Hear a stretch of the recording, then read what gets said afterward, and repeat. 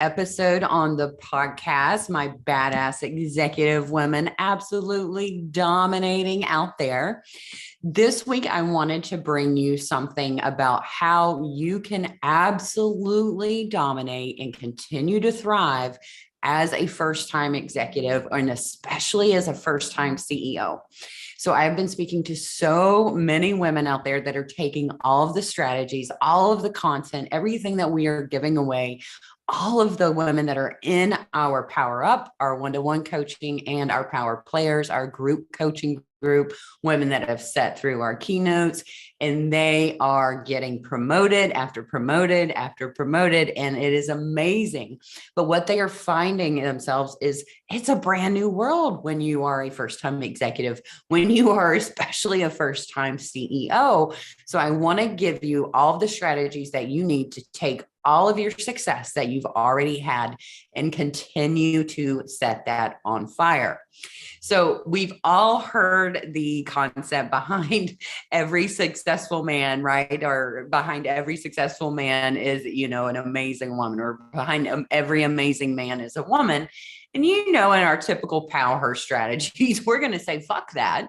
So for every absolutely successful female leader and founder, guess what's behind her? An absolute tribe of successful women that have her back. And that is what we are doing today. So as women leaders, as founders, what we do today to help one another beat the odds, regardless of social, regardless of gender, and regardless of racial privilege, is we want to make sure that we are supporting each other. And that's why, one more reason we do what we do. So here are 5 strategies that you can take today and make sure that you kill it, because there's so many first-time executives and first-time CEOs as women fail. And that is the last thing that we need. For those of us that have been able to work our way to the top, have been able to do this, we not only owe it to ourselves, but I'm sorry, more pressure here, to so many other women to dominate in this. And here is our 5 strategies to make sure you can do just that. The first thing is you cannot do this alone, which is why the very first thing that I talked about is you have to have so many powerful, amazing women standing with you. And this is something that as women, we really struggle with, because we feel like if we can't do something ourselves, what happens is we equate that to failure. And that's just fucking insane. So all of these men that you have seen absolutely dominate in their careers and build billions of dollars of companies, they didn't do that shit alone. They had an entire boys club supporting them. Most of them have stay-at-home partners that are taking care of everything, like their meals, their clothing, taking care of their children, all of these things. That is how they were able to dedicate the time.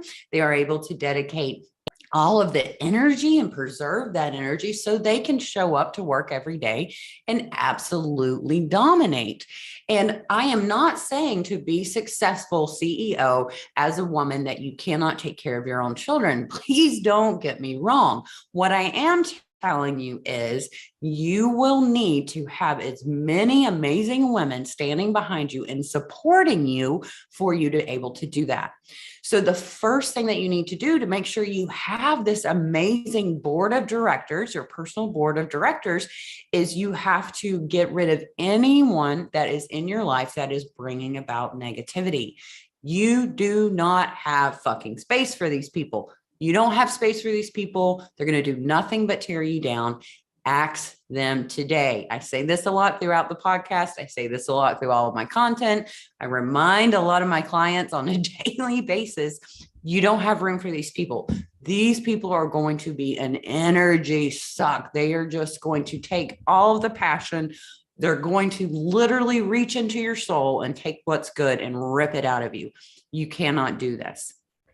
You also have to be very mindful that you are spending time with women that are building you up socially.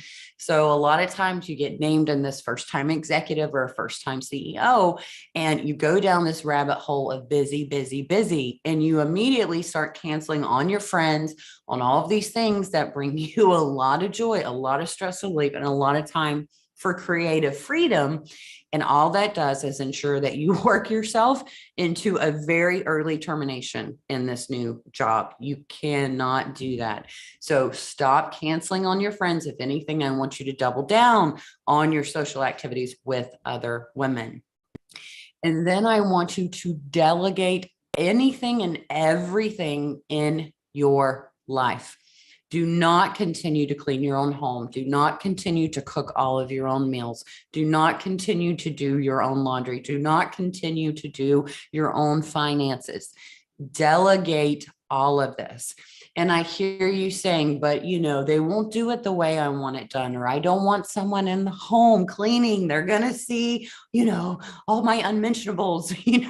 Who gives a shit if the cleaning lady finds your vibrator, ladies? Let's get real. If this is going to save at least 2 or 3 hours a week that you could be spending, I don't know, time with your kids, or I don't know, actually using the toys that you found with your partner or with yourself, then that is worth its weight in gold. Just outsource it and pay her to do just that. Clean your home. It's insane that so many people have such a hard time with this, but you cannot thrive. You cannot create. You cannot build a career that you have a lot of joy, that you have meaning, if you are spending all of your time on all of this shit outside of work. You can't do it. I'm not talking about delegating time with your children. I'm not talking about delegating date night. You still have to keep those things, but you want to make as much space for those things as possible. So that is strategy number 1. You cannot do it alone. If you continue to try to, I promise you, you'll only end up in failure. Strategy number 2, and a lot of people underestimate this. I underestimated it myself tremendously. Even now with running PowHer, it's always amazing to me how much this is true. And what that is you must be comfortable with being on stage all the fucking time. No matter what you do, you are on stage. As an executive, as a CEO, there are so many people now that unfortunately and fortunately depend on you. They depend on you financially. They depend on you energetically. They depend on you to inspire them. They depend on you to make shit happen. So no matter what you do, you are constantly on stage. So you are constantly basically standing up there with all your raw, all your messy, all the ugly, right? And everybody can see it. You literally can't hide from that. And you have to get comfortable with that. And this is where we spend so much time in commanding our power, in embracing that real, that ugly, that raw, that messy, because you can't hide it no matter how hard you try. And guess what? There are going to be days that you show up and you're like, I fucking hate everybody. I've been recently going through that as I'm building out my team right now, because so many times that I forget that I'm like, oh, this is the work it's going to take to build out a team, remind myself, what am I doing? How am I bringing value to my employees? How am I building, roles for them and careers for them where they too can have joy and meaning and earn unlimited income? That is what I want for my employees. But I have to be really raw with them and say, you know what, guys, I'm not feeling it today. And I have to say, you know what, this is super frustrating. I need to take a minute. I need to regroup, and then I can show up and be myself for you. And without me acknowledging this, all they're going to see is this leader that is pretty much bipolar is what they're going to see. And they're going to see, oh, Brittany's super up today. And then the next day, like, Brittany's a bitch. And that's going to happen. But the more that you show up as your human, your authentic self, and you just acknowledge that you're always on stage, there is no more hiding it.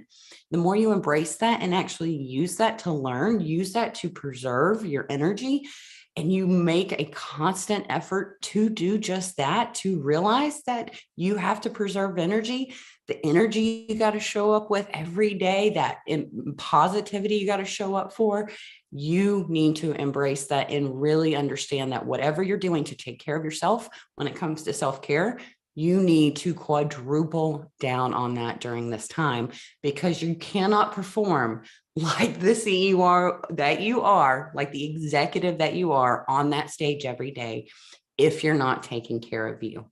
Okay. Strategy number 3 is you must stay 1000% laser focused on the top 3 things that grow your organization. You do not have time to mess with anything that does not contribute to the top 3 things that grow your organization. So if you are in a consulting and coaching firm like mine, the top 3 things that I have to stay laser focused on every single day without fail is my clients, growing the business, and bringing more and more value, right? Clients, business, value. There are so many other things that obviously fall under those pillars with my clients, right? It's making sure that we are staying laser focused on what our ideal client needs. What is she struggling with every day? What is she challenged with? How can we help her? Right? With growing the business, it has to be, are we coming out of the gate with the best media strategy? Are we hiring in the best talent? Are we making sure that talent is absolutely inspired and set on fire to go out there and make the difference in the world that we want? Because that's what growth is about, right? That's how you truly grow. It's not about just the dollars coming in. It's about what kind of difference are we making as a team? And you only can do that by investing in the talent. That's why it's one of the top 3. And of course, the last one is the value that we're bringing to our current clients. So those that already said yes, how do we continue to show up for them? How do we take all of our content and just make it better and better and better every day? How do we bring more value in the coaching programs? How do we bring more value in those that paid for our keynote speeches? What other elements can we add? And if those 3 things, if everything that I'm doing is not contributing to those, I don't have time for it. I don't even make time to think about it. So these are things that you must do in your own organization. Identify what those top 3 things are and stay 1000% laser focused on those. Set and hold that boundary like there is no tomorrow. Your 4th strategy on when it comes to dominating like that badass that you are as a first-time executive or as a first-time CEO is you must learn the art of the sell. And what I mean by that is you are selling, my friend. I don't give a shit if you think, oh, this industry is different because of XYZ, or I don't have to do that. All you do is sell all day long. That's all you do from the time that you start working till the time that you stop working at the end of the day. You are selling, selling, selling. You're selling inspiration. You are selling motivation. You are selling innovation, new ideas, no matter what it is. Your entire job of leading this organization, magnetizing your clients to you, growing the organization, investing in talent, is you are selling them something over and over, and you have to continually speak to their pain points. You have to continually speak in a manner that will ensure that they take action, that they are convicted to take action, that they absolutely want to dominate. So many people forget that we are truly salespeople as executives, as CEOs, as founders. All we do is just that. Even if you think you're not good at sales, I thought I never sold a damn thing in my life, running people management and strategy for the 16 years and then starting my own business full time. I thought, like, holy hell, I don't know how to sell. And then when I realized, you know what, I've been selling this whole time. It's just showing up in a different way. You do the exact same thing in this strategy. And the last one that I will leave you with today is do not get bogged down in results. And I know that seems insane. You're like, Brittany, they just appointed me as the CEO. Of course, I'm going to stay laser focused on the results of the organization. And I am telling you, those are important, but that's not where you need to focus. You need to focus on achievements. There's a huge difference in achievements and results. Achievement is when you actually accomplish something. The result is what happens because of that achievement. It's so imperative that you do just this over and over and over. All five of these strategies are what you need as a first-time female executive, a first-time female CEO, a first-time female founder that you must put in place today. Because I said it earlier and I'm going to say it again. There are so few women, and we know this statistically, that ever get to these roles. And that is what I live my life every single day, is ensuring more and more women get there. But it's not enough that you just get there. You must dominate for yourself. You must build that career that you've worked so hard for, that does bring you joy, that does bring you meaning, but it also helps you build a legacy. It helps little girls everywhere look at you and say, guess what? She did it. That means I can do it too. And everyone, I'm sorry, we are the trailblazers. We are the first generation of women doing this.